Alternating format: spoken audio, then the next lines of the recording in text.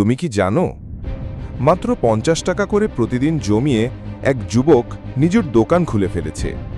সবাই যখন বলেছে এই দিয়ে কিছু হবে না, সে তখন নিজের স্বপ্ন আঁকড়ে ধরেছিল। এখন তোমার পালা, তুমি কি নিজেকে বিশ্বাস করো? গল্পে যাবার আগে একটা লাইক দাও, কমেন্টে লেখো আমি পারবো, আর স্বপ্নযোদ্ধা চ্যানেল সাবস্ক্রাইব করে পাশে থেকো। তোমার স্বপ্নের যাত্রা এখান থেকেই শুরু হোক। নাটোরের বড়হরিশপুর গ্রামের ছেলে সজীব, বয়স মাত্র ২২। বাবা রিক্সা চালক, মা অন্যের বাসায় কাজ করেন। ৩ ভাই বোনের বড় সে, তাই এসএসসি পাশ করেই মুড়ির দোকানে সহকারী হিসেবে কাজ নেয়। ভোর থেকে রাত, কাজের কোনো শেষ নেই। বেতন মাত্র ৭৫০০ টাকা। সবাই ভাবে এই ছেলেটার জীবনও বুঝি শেষ, কিন্তু ওর মনের মধ্যে কিছু একটা ছিল, একটা আগুন, একটা স্বপ্ন। একদিন দোকানে বসে সজীব খেয়াল করে লোকজন প্রতিদিন মুড়ি চানাচুর কিনে। ছোট ছোট প্যাকেটে ৫-১০ টাকায় অনেক বিক্রি। তখনই ও ভাবে, আমি কি পারবো নিজের কিছু শুরু করতে? সেই রাতেই সে সিদ্ধান্ত নেয় প্রতিদিন ৫০ টাকা করে জমাবে।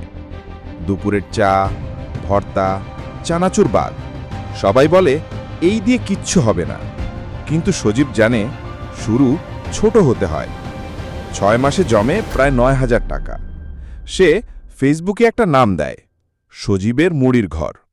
বাজার থেকে মুড়ি চানাচুর এনে প্যাকেট করে, নিজেই ছবি তুলে ফেসবুকে দেয়। বন্ধুদের অর্ডার আসে, নিজেই ডেলিভারি দেয়। ঝুঁকি নেয় না।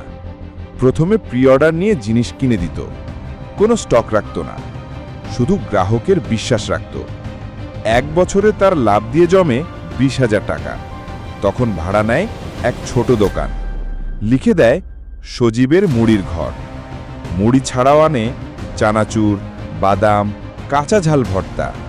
গ্রামের ছোট দোকানগুলোতেও সে প্রোডাক্ট সরবরাহ দিতে থাকে। ফেসবুক থেকেও নিয়মিত অর্ডার পায়।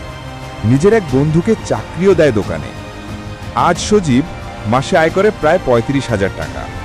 বাবা আর রিক্সা চালায় না, ছোট ভাইকে কলেজে ভর্তি করিয়েছে। সজীব এখন শুধু দোকানদার না, সে একজন প্রমাণ যে টাকা কম থাকলেও ইচ্ছা থাকলে মানুষ অনেক কিছু পারে।